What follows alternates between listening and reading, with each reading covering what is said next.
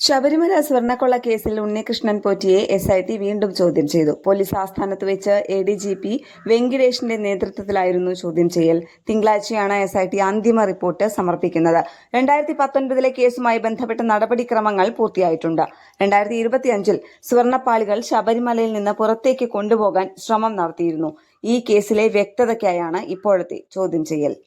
ശബരിമല സ്വർണ്ണപ്പാളി കവർച്ച കേസിൽ SIT സംഘം ഹൈക്കോടതിക്ക് റിപ്പോർട്ട് സമർപ്പിക്കുന്നതിന് മുൻപ് വീണ്ടും സന്നിധാനത്ത് പരിശോധന നടത്തിയിരുന്നു.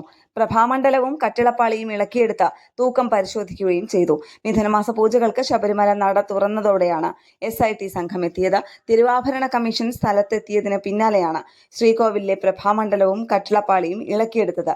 ലീഗൽ മെട്രോളജി വിഭാഗം ഉദ്യോഗസ്ഥരുടെ സഹായത്തോടെയായിരുന്നു പരിശോധന. ന്യൂസ് ഡെസ്ക് കേരള പ്രണാമം.